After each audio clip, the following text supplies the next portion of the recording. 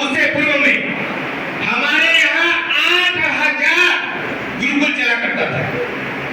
जब 800 साल मुगल राज किया तो हमारे गुरुकुल को क्षतिग्रस्त किया। आपने देखा ही होगा बख्तियारपुर में बख्तियार खिलजी वो सबसे बड़ा हमारा यूनिवर्सिटी था, उसको जला दिया क्योंकि उन लोगों का सोच ही था कि इनके सनातन संस्कृति को खत्म करना है। उसके बाद 200 वर्ष अंग्रेजों ने शासन किया। उन्होंने क्या लेके आया?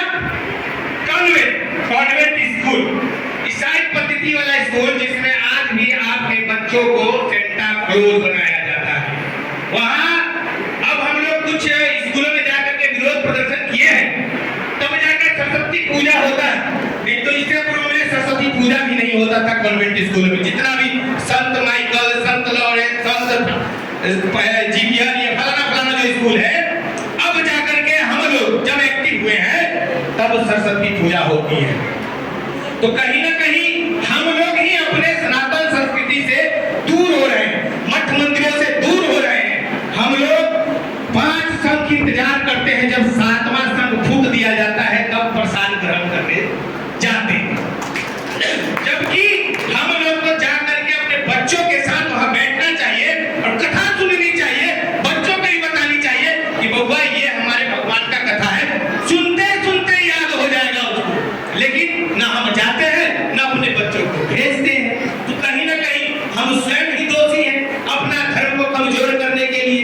जब हम अपना धर्म का स्वयं ही चिंतन मंथन नहीं करेंगे तो बाहर वाला अंग्रेज आकर के, मुगल आकर के आपका चिंतन मंथन नहीं करेगा। दूसरी बात, अभी हाल फिलहाल में नागपुर में जो घटना घटित हुआ, आप सबों ने यूट्यूब के माध्यम से, न्यूज के माध्यम से सुना किस प्रकार से औरंगजेब का महिमा मंडन करने वाले लोग। क्या हमारे देश में औरंगजेब का कोई इतिहास बनता है? मुगल बाहर से आया था, विदेशों से आया था, आक्रांता था, उसका महिमा मंडन करने के लिए पूरा हिंदू बस्ती चला दिया। अब बताइए, अपने ही देश में अपने इतिहास के महापुरुषों का अगर हम महिमा मंडल करते हैं और जो हमारे इतिहास महापुरुषों के साथ जो बर्बरता किया उनके लिए आवाज उठाते हैं, तो हमारे ही देश में हमारा घर जला दिया जाता है। लेकिन उससे भी बड़ी विडंबना ये है कि न्यूज चैनलों में पैनलिस्ट बैठते हैं जो पैनलाइज करते हैं बात को, उसमें 6